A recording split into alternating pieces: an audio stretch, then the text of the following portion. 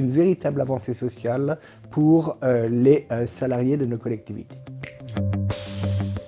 Au mois de juillet 2020, nous avions une obligation, celle de mettre en application la loi sur la fonction publique territoriale.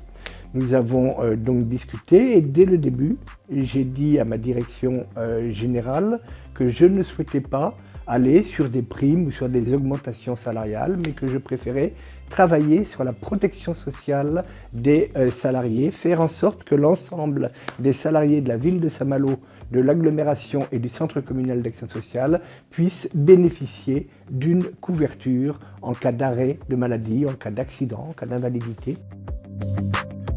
Nous avons donc pris la décision de proposer à chaque agent une prise en charge d'une part de leur mutuelle et de la totalité de leur prévoyance. Pour certains agents qui n'avaient pas de prévoyance, ça a été un effort important pour eux. Mais aujourd'hui, j'ai la satisfaction de voir que l'ensemble des agents de nos collectivités sont couverts en cas d'arrêt.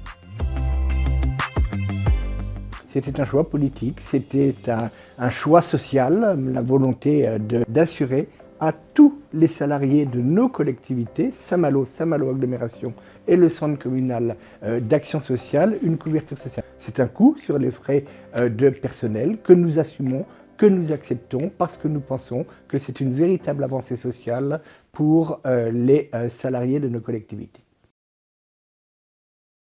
Je constate que la physionomie de l'emploi dans nos collectivités locales a beaucoup changé et qu'aujourd'hui, l'ensemble des collectivités locales au niveau de l'emploi, il faut bien le reconnaître, sont moins attractives. Et grâce à des mesures comme celle-là, eh bien, nous pensons effectivement que nous pouvons avoir une meilleure attractivité pour les personnes qui veulent venir travailler dans notre ville.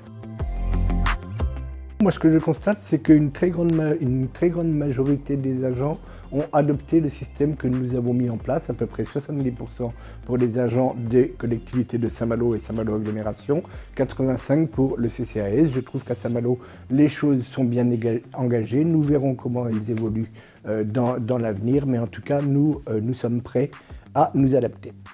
Je crois qu'à Saint-Malo, nous avons donné l'exemple et je pense que des collectivités nous regardent de très près sur ce sujet.